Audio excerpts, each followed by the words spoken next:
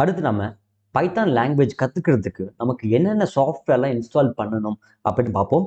Python software learn பண்ணிக்கணும் அப்படின்னா கண்டிப்பாக நமக்கு ஒரு கம்ப்யூட்டர் வேணும். மேபி கம்ப்யூட்டராக இருக்கலாம், இல்லை லேப்டாப்பாக இருக்கலாம், என்ன ஆப்ரேட்டிங் சிஸ்டம் வேணா இருக்கலாம், விண்டோஸ் பேஸ்டாக இருக்கலாம், லைனக்ஸ் பேஸ்டாக இருக்கலாம், இல்லை மேக் ஆப்ரேட்டிங் சிஸ்டமாக இருக்கலாம். எந்த மாதிரியான ஆப்ரேட்டிங் சிஸ்டமாக இருந்தாலும் நம்மளால பைத்தான் இன்ஸ்டால் பண்ண முடியும் அண்ட் ரன் பண்ண முடியும். அதுக்கு நம்ம பைத்தான் அப்ளிகேஷனை டவுன்லோட் பண்ணி இன்ஸ்டால் பண்ணணும்.